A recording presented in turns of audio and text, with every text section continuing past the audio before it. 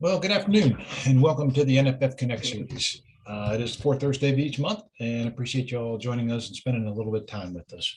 Just a couple of reminders, there will be no videos other than myself and the presenter. Everybody's going to be muted, and if you have questions, comments, or anything, there's a chat function in there. They'll come to me, and time permitting, we can get those through there. So please use that if you need anything on that. So without further ado, I'd like to welcome Chief Steve Esser. Give you a little background on Chief. He was born and raised in South Dakota and lived in Custer, South Dakota for over 35 years. His wife, Lisa, is a registered nurse for the Veterans Administration. They have two children. Matthew's a firefighter for the U.S. Forest Service and works for the Black Hills Helitack program in Custer. And Lauren is a registered nurse and works in the ICU department at Monument Health in Rapid City. Steve began his career in fire in 1999 when working for Custer State Park. Fire was initially one of his collateral duties, but eventually worked into more of a full-time leadership position in the fire service. In 2007, he accepted a position as an assistant fire management officer, battalion chief rank for the South Dakota Wildland Fire Division at the Rapid City Field Office. In 2009, he transferred to the Hot Springs Field Office, having lived in Custer and Hot Springs area since 1986. And he believed that this was the office he could provide the best benefit towards in both leadership and continued development of the fire program. Steve became the fire management officer, division chief equivalent, of the Hot Springs Field Office in 2014, where he worked until he retired from South Dakota Wildland Fire in March of 2021. He now works as a director of emergency services in Custer County, South Dakota. So, Chief, welcome and thanks for spending some time with us today. Thank you, Ian. Give you a quick overview of the incident we're going to be discussing today. August 11th, 2011, at approximately 13:30 hours, the Coal Canyon fire was reported approximately 10 miles north of Edgemont, South Dakota. The lightning-caused fire was located on U.S. Forest Service property. Initial attack resources on the fire were the U.S. Forest Service, South Dakota Wildland Fire, and local area fire departments. During initial attack, the incident commander formulated a plan. Use hose lays and hand lines to work up from the hill on the right flank, and use the helicopter to make bucket drops along the left flank.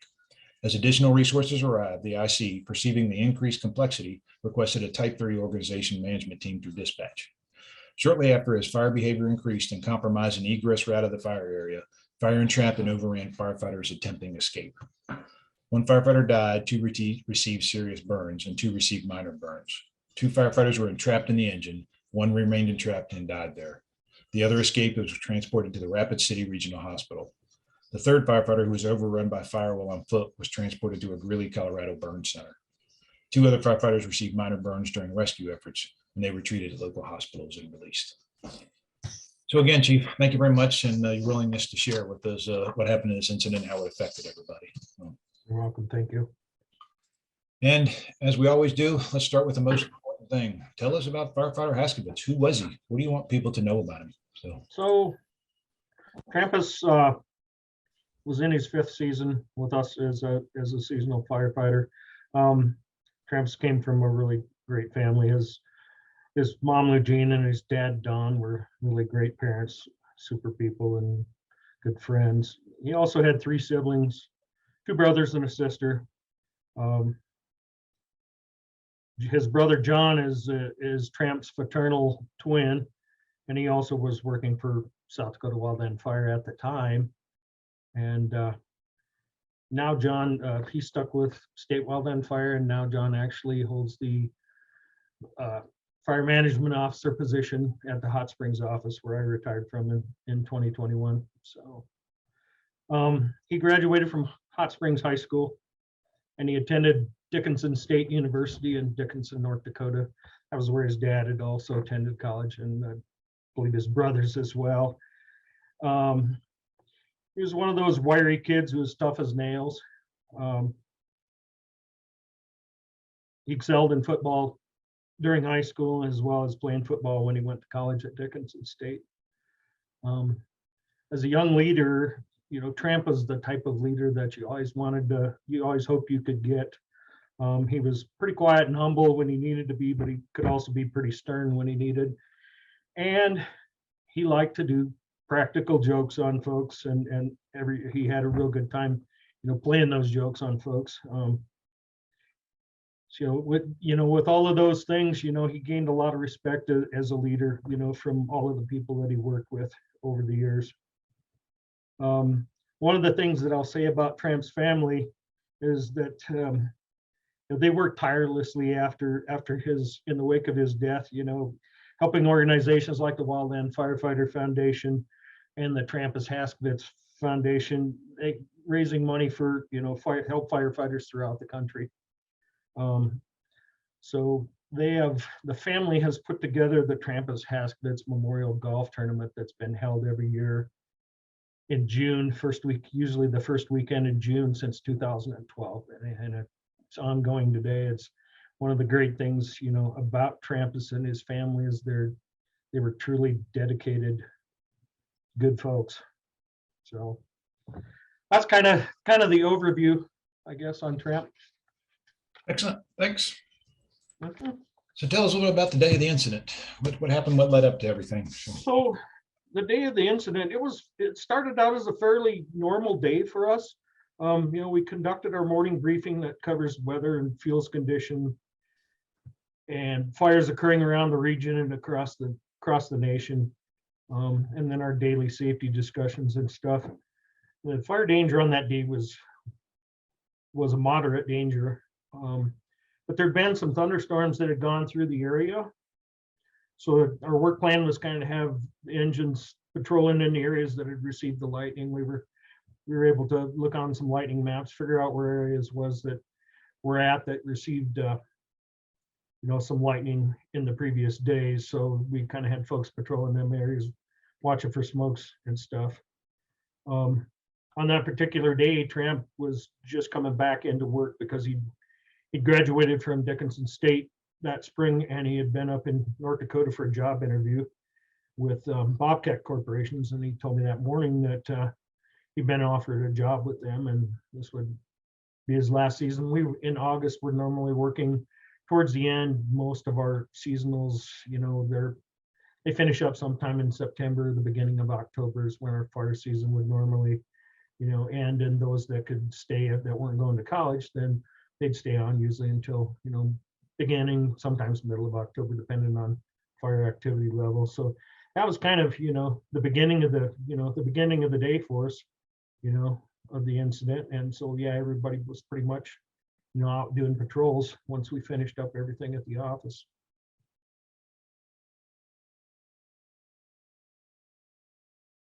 We got a couple of pictures that we'll share, and you can tell us about the fire and what happened with it. So, sure.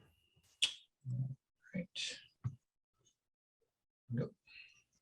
So the response was fairly standard, for a fire on that day.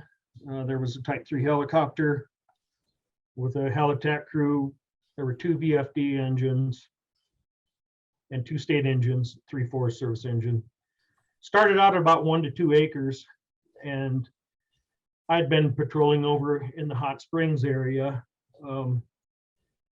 and heard the activity, kind of heard what was going on. Where they had gone in, there was a mid-slope road that they drove down into the fire with. They kind of had an escape route back in that area, and that was, all that I understood pretty much at the time. Now, as the incident started to unfold, we started hearing radio traffic that they had some wind, unexpected winds and stuff. Winds had come up, fire, the fire activity had picked up and stuff. And so when I started hearing that, I was northwest of Hot Springs, a few miles, patrolling up there myself. And I got a hold of Les Madsen, who was the fire management officer at the time at our office. And I ended up returning to the office. We pulled in the crews on the other engines that had been out patrolling into the office. And then Les went over to where the incident was.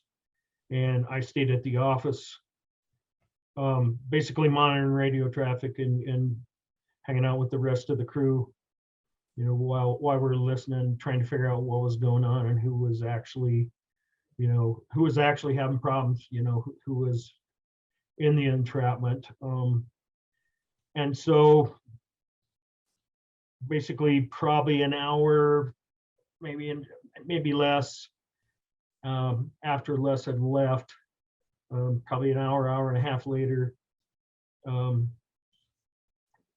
he called and let me know what was going on. Before that, when we found out that it was our engine that was the state engine that was entrapped in the fire, basically I let John go home to be with his parents. He thought that that was the place where he needed to be, so I let him take off and go home. And it was probably a half an hour or so after John left that I received word from Les that Casey, one of the other crew members, had been burned a little bit on his hands, not too bad. You know, that Austin Whitney, the other crew member on the engine, was on the ground behind the truck when the fire passed over, and he had some major burns and stuff. And then it was at that time that I found out that Trampus had been killed in the incident. So here we can see where the engine's coming into the fire. Was this completely passable up to it? No. Yeah. They could make it all the way up through the fire? Yeah, they were actually, you know, the other map that we got shows a little bit better, you know, as far as the path of travel. So the path of travel, they would have come down the road in the upper right-hand corner of the screen. So they came into the fire from that direction around here. And this was on the heel of the fire. On the left side of the screen is where they had started working from. So over in the left, right around in that area. When everything happened, the guys that were, you know, attempting the rescues and stuff were fairly close, but you know, by the time after the fire had gone up through the draw there at point number 4, where it points towards the engine, the heat was so intense there that they even you know, used shelters to try and get closer to the engine. By that time, the engine had started on fire. They had communications, and that was when they told Trampus and Casey that, you know, they needed to get out of the engine because it was going to get far worse now that the engine was on fire as well.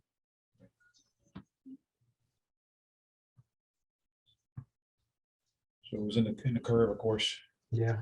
Yep. And that they'd worked the spot fires earlier where the spots had gone across the road, and they were, you know, deploying a hose pack there. But yeah, it was, you know, you can't tell from the picture, but the elevation on our left where the yellow areas and the spot fires are is, you know, is basically it's fairly steep in that area. Went to the top of the ridge where you can see some of the open area there where the F is for spot fires. So. All right. So what did you experience personally as this one's unfolding? Well, in the aftermath of the incident, I think I probably went through the same gamut of emotions as most firefighters do. You know, after an incident of that type, or, you know, any tragedy, you know, the first thing is, you know, that disbelief that, you know, couldn't have happened.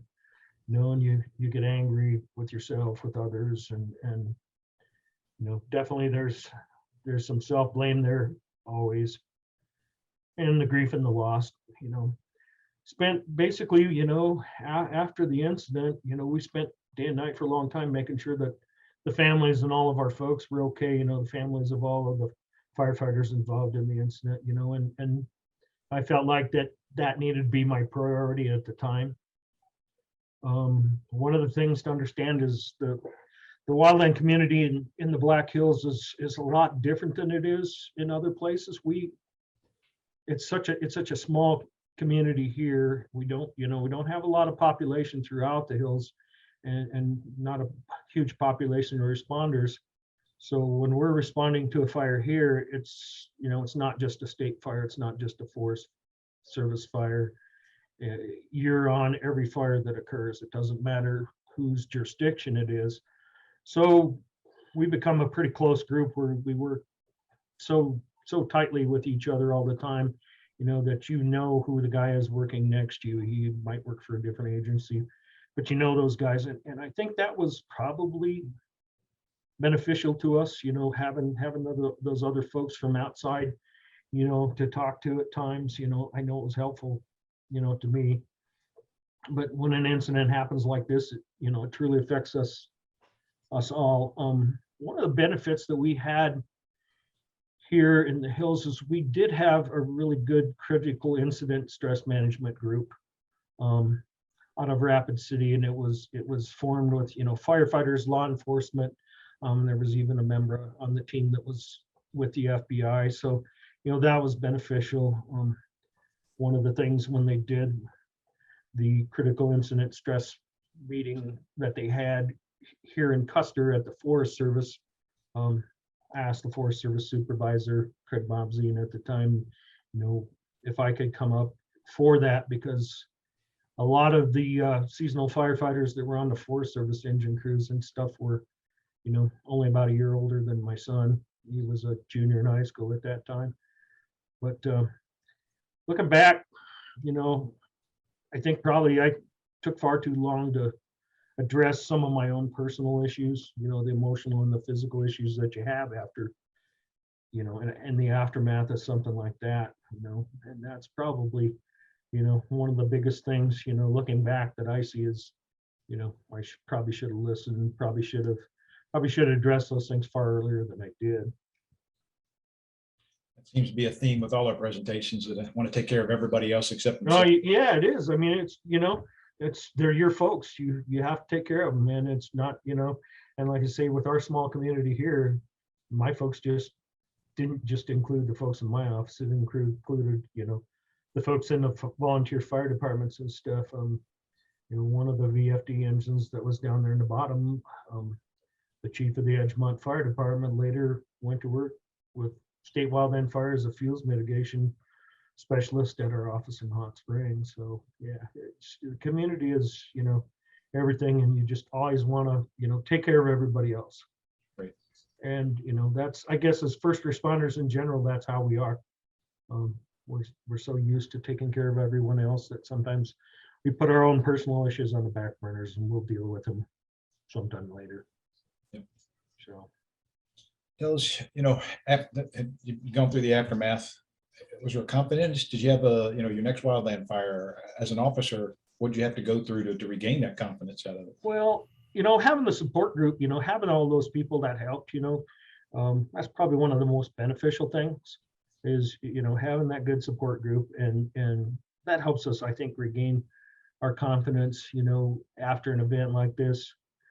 You know, time's another big factor. I mean, there's, you know, things come back, you know, some things come back quickly and you're good to go, and then, you know, you hit a certain point in an incident, and then, you know, you start having concerns about it. You might question yourself, you know, about certain things, and having those folks that are there on the ground with you, be it from your own agency or another, that, you know, that can help you through something like that right on scene, I think that's probably a big benefit to us as well.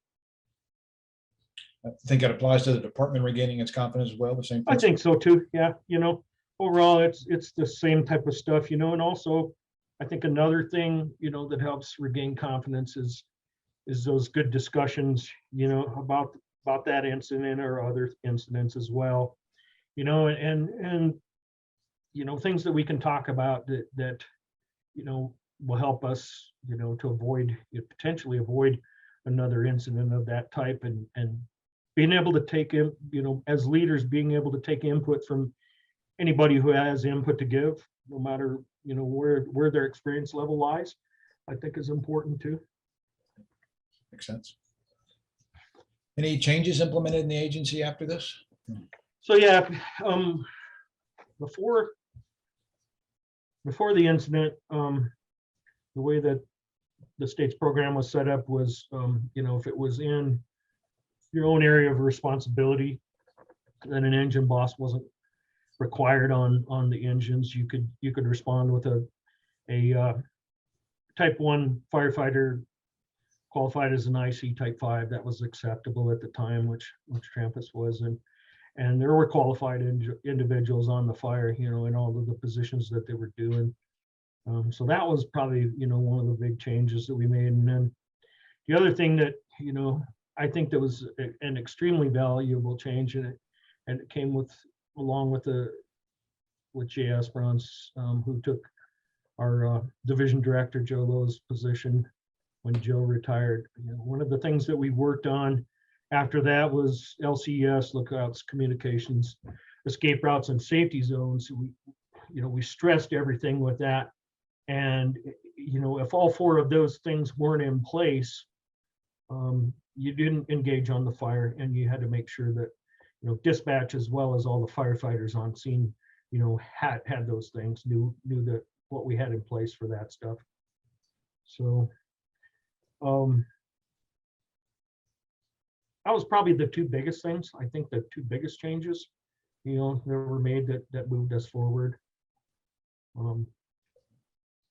Made us a better organization overall. 21 years since the incident. Anything 11. specific? 11 years since the incident. I'm sorry, 11. Yeah, I can't do that. Yeah, I changed that on my Word document. So we want the people to know about it.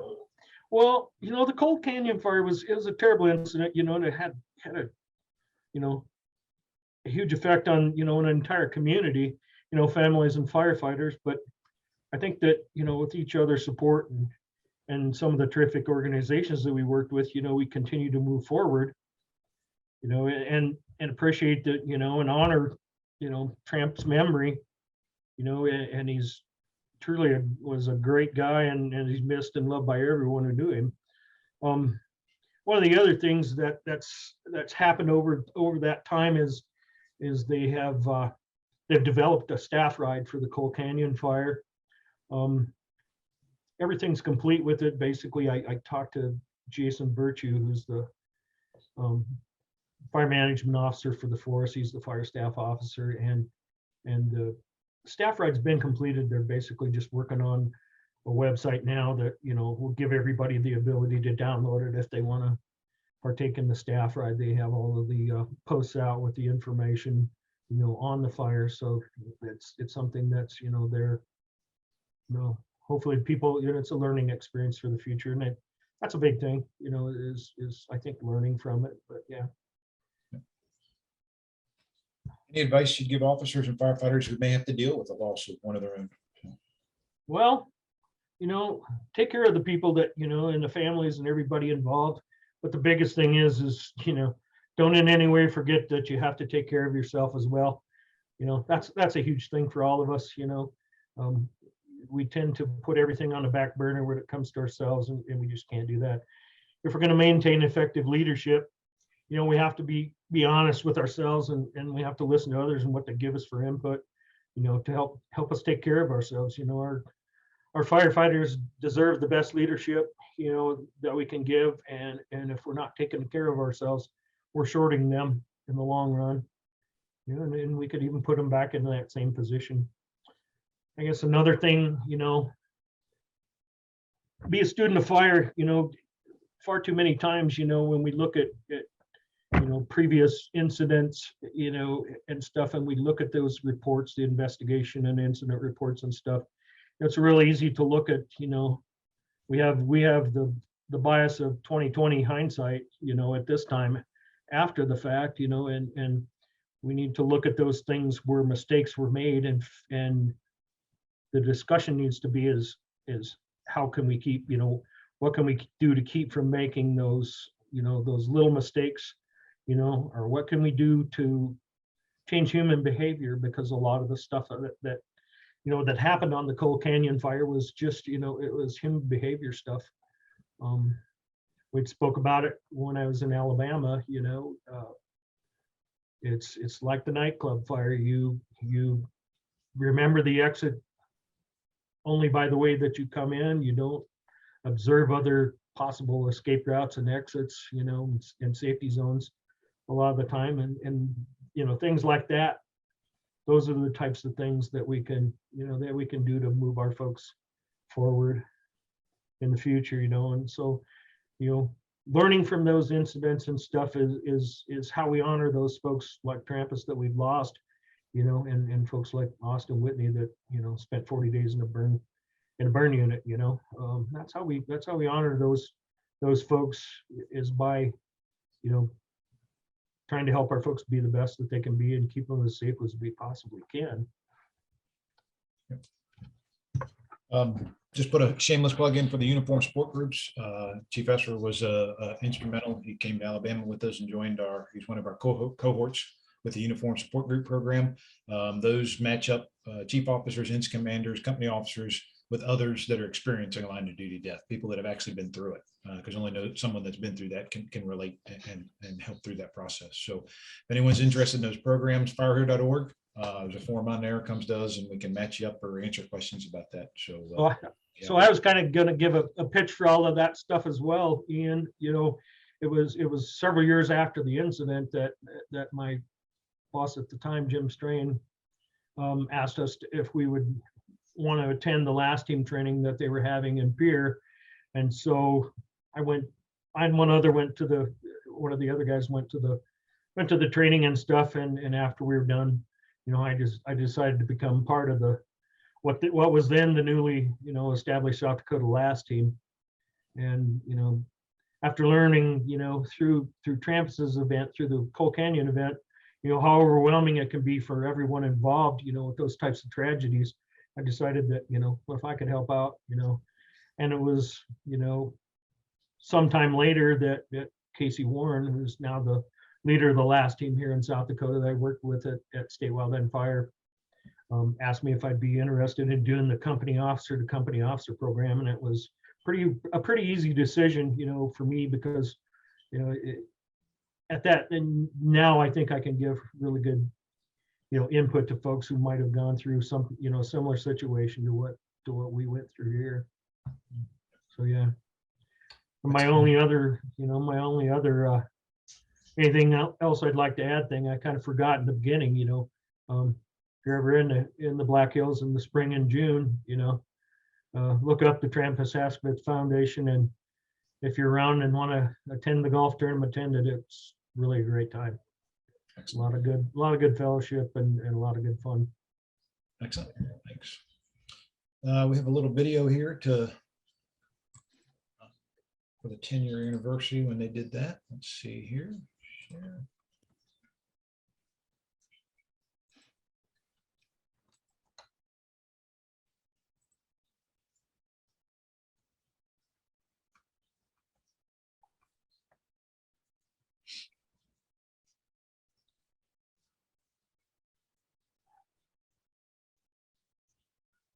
Loads here.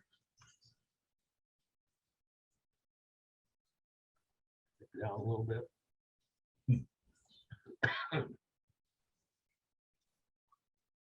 on.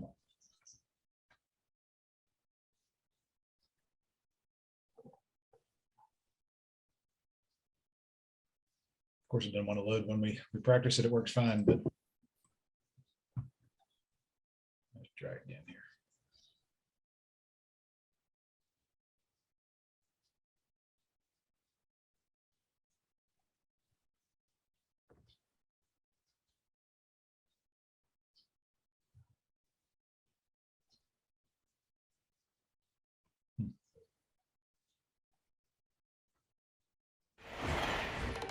Hi, there's a gun on. Shh, it's the quiet car. You don't remember me? You look like every white homeless man I've ever seen. Take a day off, Karen. When you get off this train, the White Death. It was 10 years ago today that a young man fighting a fire near Edgemont was killed on the job. The state of South Dakota and several fire agencies in the area are honoring his memory by presenting a plaque to his family. Nick Nelson was at the memorial ceremony near Edgemont. The Coal Canyon fire in 2011 burned more than 5,000 acres in the southern hills north of Edgemont. The blaze also injured 4 firefighters and took the life of 24-year-old state firefighter Trampus Haskvitz. The National Forest Service, South Dakota Wildland Fire, and the Haskvitz family came together to honor his memory on the 10th anniversary of his death. Jay Wickham, Assistant Chief of Operations with South Dakota Wildland Fire, says Haskvitz's legacy lives on, especially in how the fire division operates. You go back to the ground of where the fire happened, and you have different spots and different scenarios that happen during the fire. And we bring our firefighters down here and we go through different scenarios with them on the scene of where the fire happened to use that as a learning tool. Haskvitz was honored with a plaque presented by the South Dakota Wildland Fire. Wickham said not only was Haskvitz a celebrated member of the force, Wickham knew him personally and says it's important an accident like this never happens again. I'm glad that we were able to, keep the memory of Trampus alive, as well as, the things that I said that we've done differently. It means a lot to me that we've been a learning agency, so that how we remember Trampus is by learning from what happened and changing how we do business. A letter from Governor Kristi Noem was read at the ceremony. She says that Haskvitz's loss is a tragic reminder of the price paid by firefighters in keeping the rest of us safe. Nick Nelson, Coda Territory News. Nice little tribute there after 10 years. So, Chief, anything else you'd like to close with? I truly appreciate you spending time with us and sharing the incident and how it affected you with it. So, Thanks for everybody. I appreciate it. excellent. Thanks. Our next NFF Connect will be August 25th, the fourth Thursday in August. I'll be talking to Chief Mark Davis. He's fire chief in Lexington County, South Carolina. It's a vehicle accident resulted in the line of duty death of firefighter Paul Quattlebaum, October 4th, 2019. And again, he'll discuss the incident and share his experiences with dealing with the aftermath as well. So hope you can join us then. We'll send out more information on that. Chief, thanks again. Appreciate everybody spending a little time with us, and hope you all have a great day. Take care. Be safe. Yeah, thank you.